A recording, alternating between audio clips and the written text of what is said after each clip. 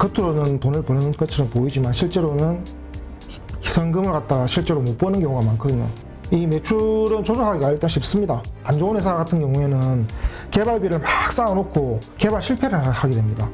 그러면 그 전에 그 대규모로 쌓여있는 개발비 자체가 한순간에 비용으로 처리된다는 거죠.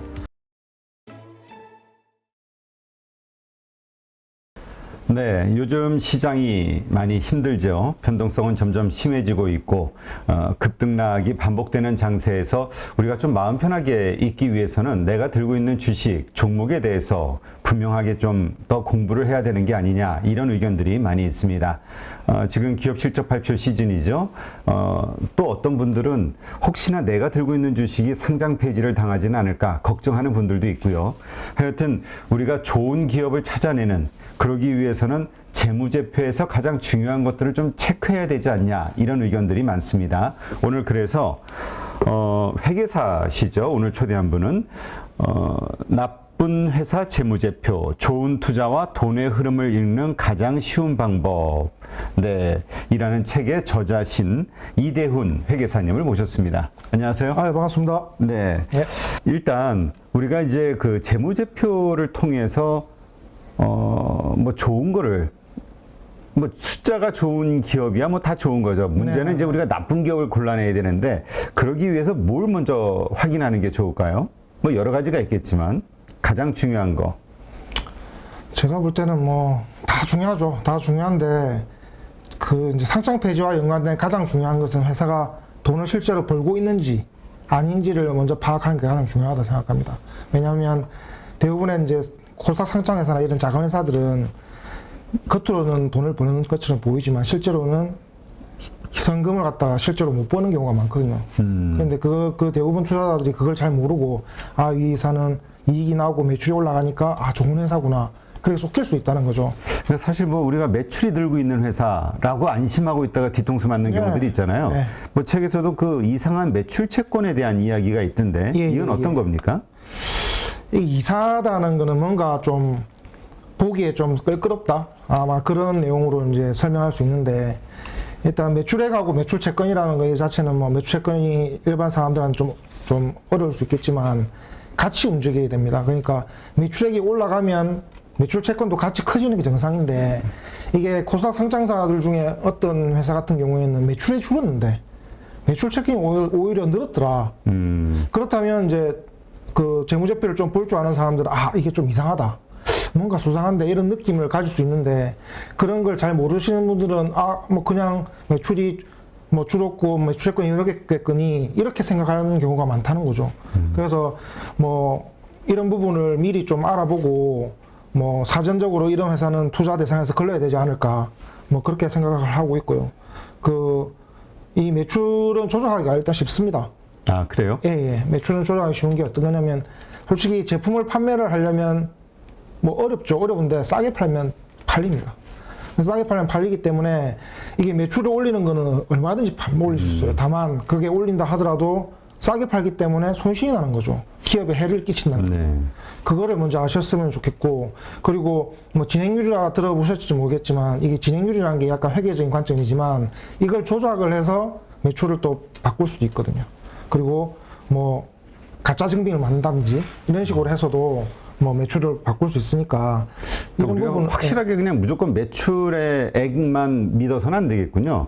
구체적으로 그 매출의 그 질적으로 어떤 매출인지에 대한 평가를 하려면 어떻게 해야 되죠? 현금 흐름표를 같이 보라는 거죠. 그게 왜냐하면 대부분의 사람들이 손익계산서만 보고 그냥 넘어가는데, 이게 현금 흐름표와 같이 비교를 해서 보면 이 회사가 매출은 올라갔지만 돈을 못 받고 있겠구나, 현금 흐름, 영업 현금 흐름이 마이너스구나, 그걸 확인하게 되면 이 회사가 뭐 제대로 된 매출을 올리고 있는지, 아니면 뭔가 속이기 위한 뭔가 가짜 매출을 만들고 있는지 어느 정도 가늠할 수 있어요. 그래서 한번 말씀드리지만, 무조건 재무제표를 보실 때는 단 하나의 재무제표, 그냥 손익계산서만 따로 보지 마시고 재무상태표만 따로 보지 마시고 손익계산서하고 현금흐름표 같이 놓고 판단하시라. 같이 놓고 어떤 걸 체크하면 됩니까?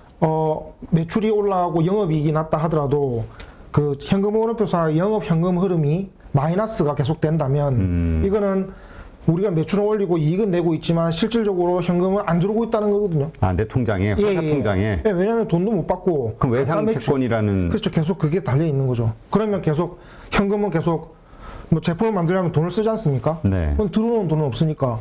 그러면 현금은 막 계속 마이너스가 나는 거고. 사실 상장 폐지되기 예. 전에 그 기업들이 주로 하는 것이 예. 그 몇 년, 3년인가 몇 년 이렇게 연속 뭐 이렇게 적자 보거나 그러면은 그 상장 폐지 요건이 되잖아요. 예. 그러다 보니까 4분기에 갑자기 매출을 맞추느라 확 올리는 경우가 있다. 그렇죠. 이런 얘기를 들은 적이 있거든요. 예. 그렇게 하죠. 왜냐하면 이제 그 3년 연속 영업 손실이 나고 4년 연속 영업 손실이 나면 관리 종목으로 편입이 됩니다. 그러니까 일단 관리 종목으로 편입이 되면 여러 가지로 이제 페널티가 있기 때문에 대부분의 코스닥 상장 회사들은 그렇게 안 하려고 하죠. 그러면 3년 연속 영업 손실이 났다면 4년째 됐을 때 뭔가 좀 이상한 행위를 합니다. 그래서 대부분 그걸 이제 소위 말해 올림픽 종목이라 얘기하는데 4년마다 이익을 내는 기업들이 있어요. 그런 기업들은 뭐 어떻게 해서든 매출을 만들어서 이익을 보고하려고 하는 그런 니즈가 많다는 거죠. 그렇다면 올해 딱 흑자 났네, 아니면 매출이 확 늘었네, 4분기에 이거 내년도 이거 기대해봐도 되는 거 아니야? 이게 아니라 그렇죠. 오히려 의심을 해봐야 된다. 예. 절대 매출은 갑자기 튈 수는 없어요. 그거 상식적이지 않습니까? 네, 그렇죠. 근데 이제 그런 게 발생했다면 이게 물론 뭐 그 정상 매출일 수도 있습니다. 근데 있는데 대부분 확률적으로 봤을 때 그런 매출은 뭔가 비정상적일 가능성이 높다고 판단하시면 될 것 같아요. 일단 뭐 좀 더 확인을 해보면 이제 그 다음에 나오겠죠. 예. 그 다음에 대손 충당금 예. 이것도 확인해라 이렇게 말씀하셨는데 이건 왜 그렇습니까? 이게 어떤 거죠?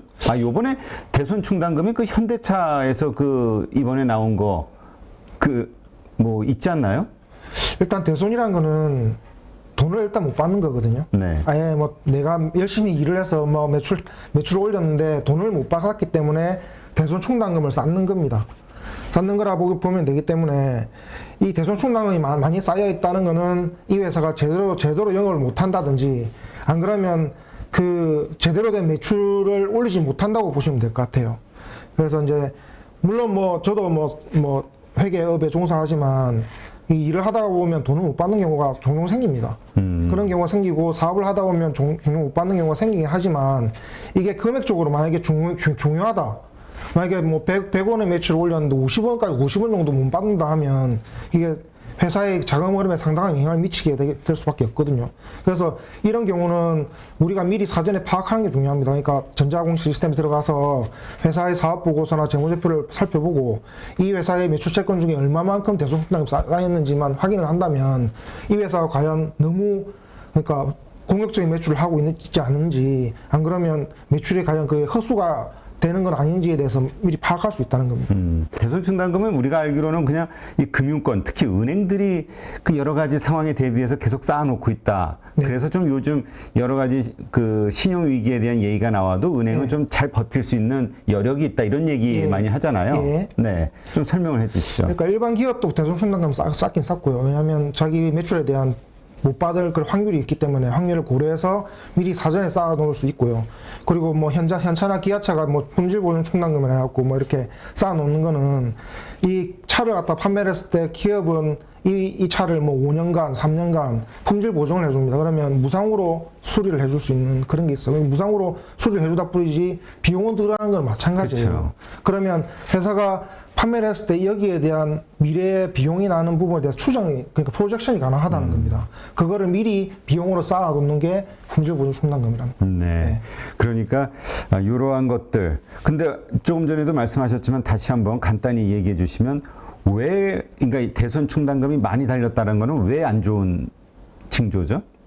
대손이 많이 달렸다는 거는 이 회사가 그러니까 뭐랄까 이제 제대로 된 매출을 못 올린다는 그런 걸 반증하는 걸 수도 있어요. 왜냐하면 이게 회사가 매출이 목마르다 보면 이 어떤 A라는 거래처가 있는데 이 거래처에 매출했을 때 과거의 이력을 봤을 때 돈을 다 못 받을 가능성이 높다는 걸 인지를 하고 있음에도 불구하고 당장 매출이 중요하기 때문에 이 회사와 거래를 계속할 수밖에 없는 거예요. 예를 들어서 해외 뭐 사우디아라비아나 기타 여러 가지 뭐 그 중동에 있는 지역에 해외 건설 사업을 한다 치면 그 건설 클라이언트 중에서는 그 신뢰성이 높은 거래처도 있을 뿐더러 안 좋은 거래처가 있단 말이죠. 근데 네. 이제 우리의 엔지니어링 회사나 우리 국내 건설사들은 그걸 따질 겨를이 없다는 겁니다. 그러면 일단은 매출을 올려야 되고 해외 실적을 쌓아야 되니 일단 그런 회사에 공식적으로 매출하다 보면 그 뭐 여러 가지 건설회사 보면 대손주택이 많이 쌓여 있어요. 그러면 결국에는 돈은 투입한데 그게 대응되는 그 매출 대금은 못 받으니까 결국에는 손실 날 수밖에 없는 거죠. 공적으로. 그렇군요. 하여튼 지금 우리가 나쁜 회사, 우리가 좀 조심해야 되는 회사들이 가지고 있는 재무제표상의 특징, 이걸 이제 좀 하나씩 살펴보고 있는데 네. 개발비 관련해서도 네네네. 유달리 개발비가 많이 있다, 상정이 돼 있다. 그러면 이것도 좀 조심하자. 이유가 있습니까? 일단 연구 개발을 많이 하는 회사는 일단은 좋은 회사는 맞습니다. 네. 왜냐하면 미래를 위해서 현재 그 쓸 거를 좀 아껴서 그쪽으로 투자하는 거니까. 그러면 연구 개발비를 바로 비용 처리를 하는 기업도 있는 반면에 연구 개발비의 대부분을 그냥 자산 처리하는 부분도 있어요. 이 자산이 되었다는 거는 미래 언젠가는 비용이 된다는 것이거든요. 그런데 이게 연구 개발이 착착 잘 진행돼서 이게 제품화가 된다면 이게 시간이 걸쳐서 비용화가 되지만 우리 코스닥 상장 회사나 기타 이런 안 좋은 회사 같은 경우에는 개발비를 막 쌓아놓고 개발 실패를 하게 됩니다. 그러면 그 전에 그 대규모로 쌓여있는 개발비 자체가 한순간에 비용으로 처리된다는 거죠. 그러면 과거에는 계속 비용화를 미뤄와서 이익을 냈다 친들 나중에 어느 한순간에는 대규모 손실이 발생할 수도 있다는 거예요. 그래서 그런 개발비를 보게 되면 이 회사가 과거에 봤을 때 이 개발을 통해서 돈을 많이 벌고 있는 실적이 있다면 이 개발비에 대해서는 어느 정도 신뢰성이 있다 보지만 과거부터 돈도 못 벌었어. 그런데 개발비가 많이 달렸다는 거지. 그러면 이 회사는 앞으로도 돈을 못 벌 수 있는 가능성이 높다는 거예요. 그러면 이 개발비는 과거에 비용을 처리해야 했음에도 불구하고 안 했다는 걸 수도 있다는 겁니다. 그러면 회사가 만들어낸 그 손익 자체가 가짜일 수도 있다는 거죠.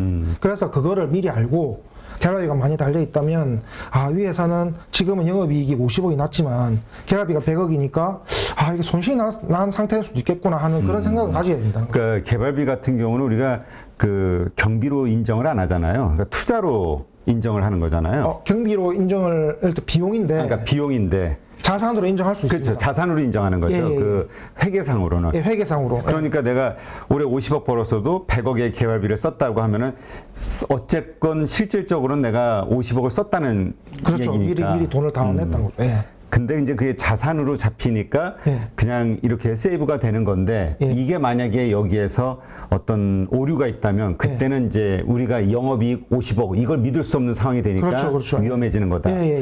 근데 사실 최근에 저희 요즘 그 이슈가 되고 있는 게 신규 상장주 중에 예. 포인트 모바일이라고 예. 예, 이 회사가 이런 케이스인 것 같아요. 예. 상장할 때도 개발비로 인정받고 뭐 여러 번 이렇게 회계에서 인정을 받았던 것이 갑자기 1년 좀 지났나? 1년 반 정도 돼가지고 이거에 대한 이슈가 딱 터지면서 예. 이거 개발비로 인정 못해 회계법인 쪽에서 예. 그러면서 지금 거래 정지가 됐단 말이에요. 그러면 상당히 중요한 상황일 수도 있습니다. 왜냐하면 개발비로 쌓는다는 부분은 논리 싸움이거든요. 왜냐하면 나는 이 연구 개발을 해서 제품화를 충분히 시킬 수 있고 이미 다 됐고 다 되었고 이제 제품 판매만 하는 시점이라면 개발비를 인정할 수 있어요. 근데 제가 볼 때는 아마 그 개발비는 그냥 막연한 투입 그러니까 연구개발, 솔직히 진짜 연구개발을 하는 거예요. 그러면 자산화가 안 되거든요.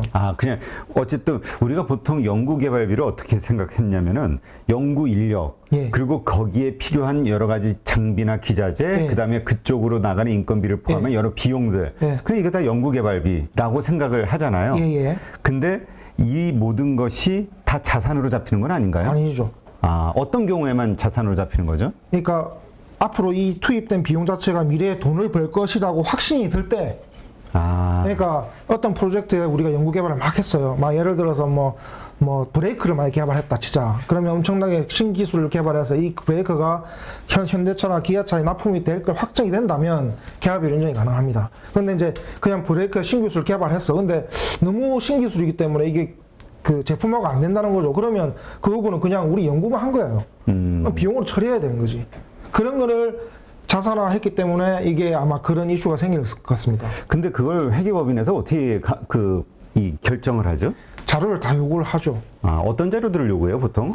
왜냐면 또 회계법인, 뭐, 3일 회계법인에서도 일을 하셨고 오랫동안, 10몇 년. 예. 네, 그러시니까. 상당히, 그러니까 그 연구개발비, 개발을 비자산화에 대한 이슈는 상당히 이제 뭐랄까 이제 외감 대상 법인 측하고 회계법인하고 상당히 악유가 있긴 하는입니다. 그러니까 지금 아까 말씀드린 포인트 모바일도 지금 나오는 이야기들을 보면 회계법인하고 회사하고 계속 실갱이를 하고 있는 것 같더라고. 이거 우리 이거야 개발한 거야. 그거는 인정 못해. 예. 그래서 자료를 가지고 뭐 계속 지금 뭐 실갱이하고 있다고. 그 자료라는 게 결국에는 그겁니다. 과거에 투입된 비용의 내역도 알고 있어야 되고 이 개발을 통해서 어떤 식으로 매출을 창출할 수 있고 현금 유입을 할 수 있을지 매출을 창출한다 하더라도 손실만 나면 이거는 자산이 안 돼요. 왜냐면 미래에 돈을 못 벌어들이는데 이거 어찌 자산합니까? 그런데 이 회사 특정 기업 제가 잘 모르지만 특정 기업은 돈을 벌 수 있다고 주장을 하는 거지. 그런데 저희 이제 회계법인 입장에서는 미래에 그러면 돈 벌 수 있는 확실한 증거를 대도 그러면 그거를 보면 우리가 이게 자산할 수 있겠구나 알겠지만 그런 거 전혀 없이 그냥 주장만 하면 그걸 어떻게 받아들입니까? 그러면 회계법인 입장에서는 적절한 검토를 하겠지만 그런 부분에 리스크가 상당히 크기 때문에 왜냐하면 그게 자산화 인정하고 안 하고에 따라서 회사가 뭐 어떻게 주가에 영향을 미칠 수도 있고 뭐 예를 들어서 이익이 달라지니까. 예, 그런 부분이 엄청나게 이해관계가 크기 때문에 상당히 예민해질 수밖에 없는 거예요. 그래서 회계법인도 그걸 쉽게 못 넘어가는 거죠. 네. 예. 근데 우리가 보통 일반적으로 우리 이제 그 연구소 혹은 뭐 연구 개발 인력 뭐 이렇게 뭐 등록 정부에 신고하는 게 있잖아요. 기업들이 뭐 벤처 기업들도 그렇고 중소기업들. 그러면 보통 거기에서 사용되는 모든 거는 개발비로 인정해 주는 게 안 됩니다. 아닙니다. 법안인가요? 아닙니다. 아, 그래요? 예전에는 뭐라 그럴까? 그러니까 연구소 이런 것만 있으면 이게 다 됐던 것 같아요. 그런 거는 그러니까 연구비로 인정을 해주는 거죠. 텍스상. 연구비로. 텍스상 혜택은 받습니다. 연구로 실제로 그 연구소를 설립을 하고 인력을 충원을 해서 거기에 대한 비용을 썼으니까 그러면 정부에서 이 연구비로 들어갔으니 혜택을 줄게. 여기에 대한 정부에 활용할 수 있다는 거죠. 다만 그렇게 투입을 했다고 해서 그거를 자산화는 안 된다는 겁니다. 그게 자산화로 되기 위해서는 그거에 따른 프로젝트별 뭐 이걸 줘야 되는 건가요? 다 주고 사업 계획도 받고 미래에 대한 현금 유입에 대한 추정이 충분히 가능해야 되고 신뢰성이 있어야 되는 거죠. 그러니까 우리가 개발하고 있는 게 뭔지 그렇죠. 그리고 그것이 완성이 됐을 때 어떤 시장 뭐 판매 효과가 있는지 이런 우리 보통 사업 계획서 같은 이런 것들이 당연하죠. 있어야지. 다 봐야 됩니다. 예. 그거를 인정해 준다. 그거를 저희가 다 봅니다. 얼토당토 안 하는 그런 사업 계획 가져오면 바로 반려시키고 다시 달라고 하고 그러니까 그런 부분에 대해서는 이제 확실히 봐야 되는 거죠. 왜냐하면 자산화 시키는 게 엄청나게 비용하고 많이 차이가 나는 거니까요. 네, 그렇군요. 그러니까 결국 이게 결국은 연구 인력이 무조건 많다 이게 좋은 회사가 아니고 연구 개발비를 많이 쓴다 이게 좋은 회사가 아니라 실질적으로 그게 얼마나 실질적으로 돈을 버는데 투입이 되고 있는 것인지 그렇죠. 미래 먹거리 찾는 잘 투입해 연구를 잘 해야죠. 근데 이제 저는 이제 그렇게 개인적으로 판단하는 게 연구 개발비로 많이 투입하는 회사는 일단은 좋은 회사라 저는 판단하거든요. 네. 왜냐하면 괜히 쓸데없이 다른 데 뭐 비상장 회사 투자한다든지 이렇게 하는 회사보다는 차라리 연구원들 고용을 해서 실제 자기가 기술을 내재하려고 노력하는 기업이 나는 인정을 받아야 된다고 생각하거든요. 그래서 연구비로 투입을 많이 하는 회사는 일단은 좋은 회사로 판단을 하는데 혹시나 예전에는 다 비용을 처리해 왔다가 갑자기 어느 날 개발비로 만들었더라. 그러면 이 회사는 갑자기 왜 그럴까? 이렇게 일단 의문을 들 거고 이 개발비에 대해서 분명히 이슈가 있을 거라 판단을 하고 만약에 4분기에 회사가 결산 보고를 그렇게 개발비로 온다면 감사해라고 당연히 이슈가 있을 거라고 거기에 대한 투자는 일단은 보류를 하는 게 맞다. 이렇게 이제 말씀을 드리고 싶어요. 네, 그렇군요. 자, 투자 주식이 많은 기업 이것도 위험하다. 왜 그렇습니까? 일단 위험하다는 측면도 있고 좀 투자 대상으로는 좀 제외를 시켜야 된다 그런 측면도 있어요. 그러니까 매력적이지 않은. 네, 왜냐하면 제가 이제 제 클라이언트 많지 않습니까? 그 회사 중에는 어떤 회사 이런 회사도 있어요. 그러니까 어떤 사업을 영위하고 있는데 돈을 많이 벌었어요. 네. 뭐 1인 주주야. 지배주주가 1인이니까 그 1인 주주 회장님이 주식을 많이 해요. 그러니까 뭐 1,000억 단위로 자금을 들고 있으면 그거를 주식을 하는 거죠. 주식 투자를. 네. 그러면 회사의 재무제표를 보면 단기매매증권, 그러니까 유가증권이 엄청 많은 거예요. 물론 회사가 기존에 사업 영역이 있어서 거기에서 돈을 벌고는 있긴 해요. 하지만 그 돈을 벌어서 이익을 내면 그 이익이 회사에 오롯이 이익이 돼야 되는데 그때 주가가 폭락을 한 거예요. 그러면 단기 순손실이 난 겁니다. 뭐 직원 입장에서는 와 내가 열심히 일해봤자 회사에는 아무런 영향을 못 미치는 거 이렇게 생각하는 거예요. 그러니까 회사 사람들이 얼굴이 그냥 멍해있어요. 그런데 그런 회사는 일단은 이게 오너 자체가 물론 코스닥 상장에서는 불가능한 얘기입니다. 비상장 회사이기 때문에 자기 1인 기업이기 때문에 충분히 가능한 거고 이런 회사는 발전 가능성이 없어요. 왜냐면 이미 그 오너는 뭐랄까 이제 쉽게 돈을 버는데 맛을 일단 들여놨기 때문에 열심히 일을 해서 뭔가 연구개발을 하고 제품을 만들어서 판매해서 이익을 얻는 그런 거에 대한 희열을 못 느낀다는 거죠. 그래서 이 회사에 제가 M&A 물건을 찾아가서 갖다 드렸으니까 이 회장님이 하는 말씀이 나는 이제 도저히 제조업은 못 하겠다. 왜냐면 나는 돈을 이렇게 하면 돈을 이렇게 쉽게 벌 수 있는데 자기 입장에서는 도저히 이 여기에 투자하려는 그런 생각이 안 든다 이렇게 얘기하시더라고. 그러면서 내가 생각 든 게 이런 회사에 만약에 투자를 하면 진짜 나중에 결국에는 망하겠구나 이런 생각이 많이 드는 겁니다. 그리고 이제 뭐 이거는 이제 하나의 케이스고요. 근데 요게 그 비상장이니까 가능하지 이제 상장이 된 후에는 요 어떤 제약이 있나요? 제약이 있죠. 배임이죠. 배임이 되는 거죠. 그렇죠. 네, 그러니까 왜냐면 주주가 많아지니까. 네, 주주가 많아지고 금융기관도 있고 이해관계가 많은데 그 돈은 자기 돈이 아니에요. 모든 사람의 돈이기 때문이지. 보통 그 투자를 한다고 하면 이사회를 열고 거기에 의결을 거친 다음에 하면 괜찮은데 그렇죠. 네. 이게 번거롭죠, 그게. 번거롭지만 무조건 해야 되는 거고 의무적으로 공실도 그렇죠. 해야 됩니다. 그래서 뭐 코스닥 상장사는 이런 유의 행위는 별로 안 일어날 거라 저는 믿고 있어요. 믿고 있고 이제 반면에 코스닥 상장회사 중에 투자 주식이 많은 데가 있어요. 특정 회사를 뭐 거론하진 않겠지만 코스닥 상장회사 중에는 뭐 무슨 이름이 특이한 이상한 이름을 가진 회사를 막 이렇게 소유하고 있고 막 그런 회사가 많습니다. 관계회사? 그러니까 투자 주식으로 종속회사도 될 수도 있고 네네. 그 리스트가 다 나와 있거든요. 네네, 근데 그렇죠. 이름이 특이해요 다. 그냥 희한한 이름을 가진 회사들이 막 있고 그걸 취득하는데 100억이 들었는데 장부가는 0이에요. 왜 그러죠? 투자 손실인 거죠. 그러니까 돈을 투입을 했지만 투자 실패. 근데 투자 실패가 왜 났는지는 저희는 몰라요. 이사의 의결을 거쳐서 뭔가 M&A를 해서 잘해보겠다고 이 회사를 투자를 했지만 투자 실패라는 거죠. 근데 투자 실패가 왜 났는지에 대해서는 우리가 확인할 바가 없습니다. 그러면 이 회사는 결국 자기 돈을 뭔가 비상장 회사나 해외 종속회사에 투자를 해서 뭔가 그 자금을 어떻게 하려고 한다는 추정이 가능하다는 거죠. 그러면 우리가 만약에 내가 돈이 있고 어떤 회사에 주식 투자를 한다면 이런 회사에 투자하겠어요? 안 그러면 다른 회사에 투자하겠어요? 이런 회사는 내 돈을 그냥 자기 쌈짓돈으로 생각하는 거예요. 그냥 어떻게든 이슈몰이를 해서 그러니까 어떤 뭐 바이오 회사나 뭐 해외에 있는 이상한 이름의 회사를 인수를 해서 이 회사가 전도 유명한 회사다 띄운 다음에 주가 띄우는데 직과를 띄운 다음에 자본 이득에만 생각이 있는 거지 회사를 어떻게든 기술력을 키우고 제품을 판매를 해서 이익을 내려는 생각이 없는 거예요. 그러면 이런 회사에 투자를 해서 주가가 올라서 이익을 볼 수 있습니다.